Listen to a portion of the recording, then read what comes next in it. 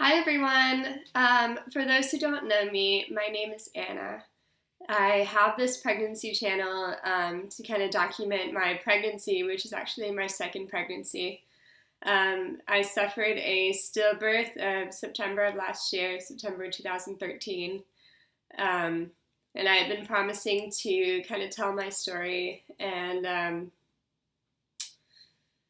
yeah, so that's what I'm sitting down to do. I'm actually sitting in a daughter's nursery that is still the way that we left it last September. We haven't, taken anything away or done anything with our second bedroom um, because, one day we are going to fill this beautiful nursery that we worked so hard to put together. Yeah, I'm going to split this video up into probably two parts, just because it might be a little bit longer. So, yeah, here we go. So my husband and I got married 2 years ago. Sorry, that's my dog running around there in case you see a little fluffy tail. We got married 2 years ago, October 7th, 2012. We decided about 6 months later to try to have a baby, and in May of 2013, we conceived a baby.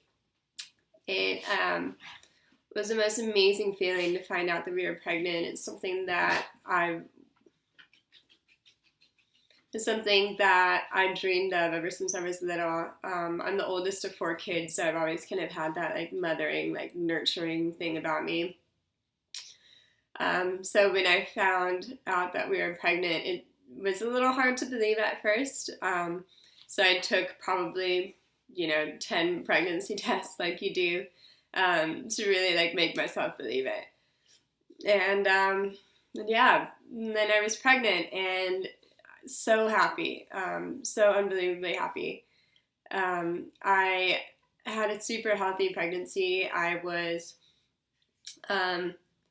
gaining weight at the right track. I had no morning sickness. I was a little tired, but I was by no means like laying around and, throwing up all over the place. I felt really good when I was pregnant last year, which was awesome. So we announced our pregnancy to the whole world right around 12 weeks. I'll show a little picture of our pregnancy announcement here because I'm really proud of it and I think it's really cute.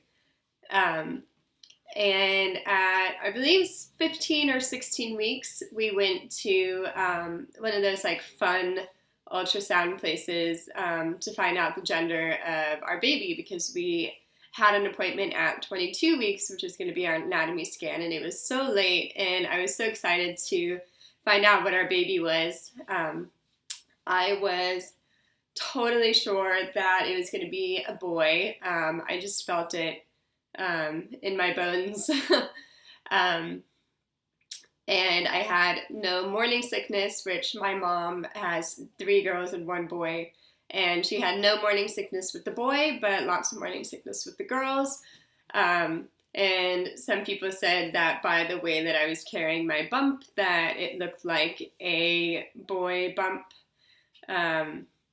So everything just led to point to a boy. And we go to this ultrasound place and we find out that it's a girl, which was amazing. I've always pictured like dressing up a little girl and painting her nails and just being mommy's little princess. Right after the appointment, we went straight to the baby store to pick up her very first outfit, which is this little pink and white striped onesie from a little store here in Brooklyn. So that was a really, really special time.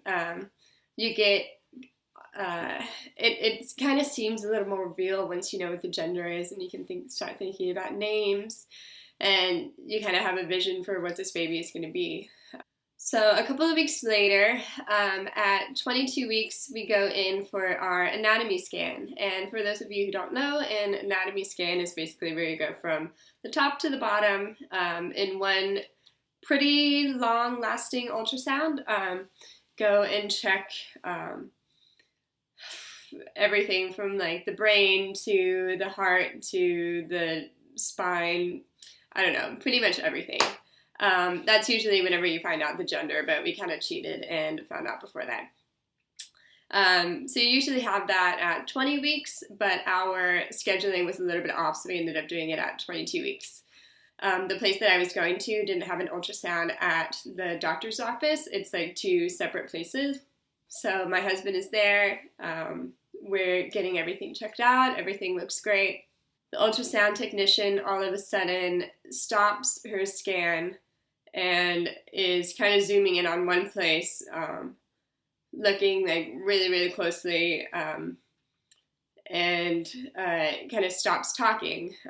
Before that, she was showing like, oh, this is the heart, it's beating this fast, which is great, and this is this, and that's great, and this is that, this is that. So when she got really, really quiet, I got immediately very, very nervous. My heart started beating really fast. My palms were sweating. I was just getting really nervous, and she said something along the lines of, we're gonna go get the doctor, can you just wait here for a minute? And I didn't really have time to react. I don't remember exactly what happened from here on, but I'm gonna try to, describe it as best as I can. So the doctor comes in. It's not a doctor that I've been seeing. He's only the doctor that works in the ultrasound place. So he's not my OBGYN or whatever. He comes in, he does the ultrasound. I guess the lady had told her what he saw, and so he went in, and all he said to me, and he looked me straight in the eye, and he said, "Your baby's not good." And I said, "Excuse me? What are you talking about?" And he said, "Your baby's not in a good place." And I said, "Excuse me? Like, what are you talking about?" He's not in a good place. Like, I don't know what you're saying. At this point, I'm kind of freaking out, holding my husband's hand, just trying to figure out like what's going on. Like, he's not explaining himself. I don't know what you're talking about. And he tells me that there's barely any fluid in this sac itself, and that there's no kidney function in the baby at all. I didn't know what that meant for me, what that meant for the baby. Is the baby going to be okay? I have no idea at this point. He tells me to get dressed, and he'll call me back to his office in a minute. Still don't really know what any of this means.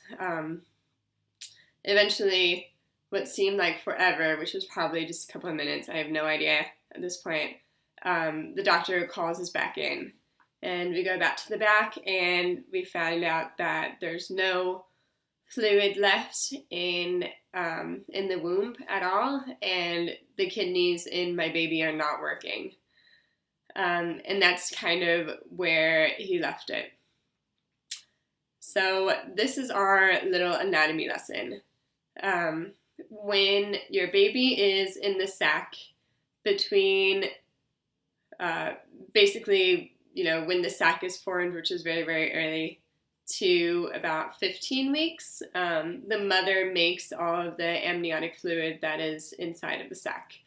There is a shift between like 15, 16, 17 weeks, somewhere around there, where the baby's kidneys start swallowing fluid, peeing it out, and somehow the kidneys are involved with all of that, which means that the mom is no longer making the fluid, but the baby is making the fluid.